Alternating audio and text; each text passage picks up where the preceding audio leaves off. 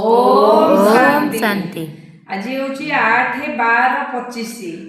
अच्छा मिठा मिठा शिखिल दे संतान मानक प्रति माता पिता बापदादांकर मधुर स्नेह संपन्न शुभेच्छा एवं सुप्रभात।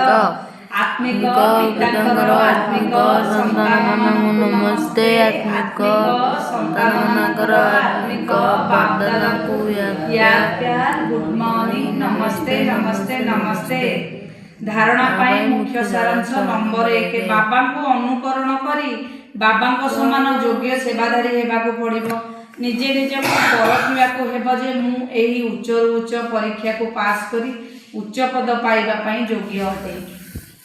बाबा को अनुकरण करिबो एवं बाबा को समान योग्य सेवाधारी हेबाकु पड़िबो। तांको अनुकरण करिबो सब बळ पई मन पकेइबो हैला।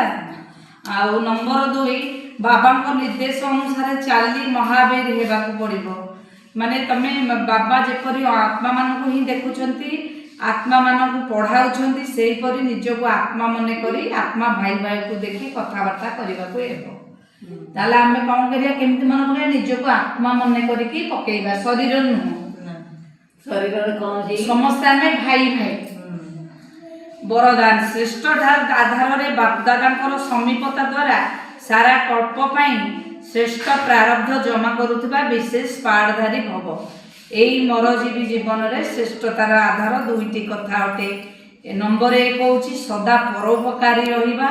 नंबर 2 होची बाल ब्रह्मचारी होई रहिबा। आमे मरजीवी जीवन रो श्रेष्ठ आधार दुईटी कोन ना परोपकारी होई रहिबा परर उपकार करिबा आउ ब्रह्मचारी होइकी रहिबा।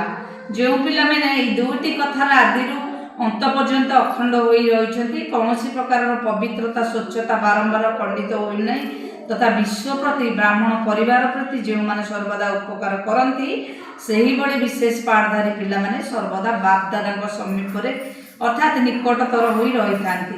सेमानकर प्रारब्ध सारा कल्प पई श्रेष्ठ होई जाए। स्लोगान जदि संकल्प व्यर्थ होई जाए तेबे अन्य सब संपत्ति मध्य व्यर्थ होई जाई थाए।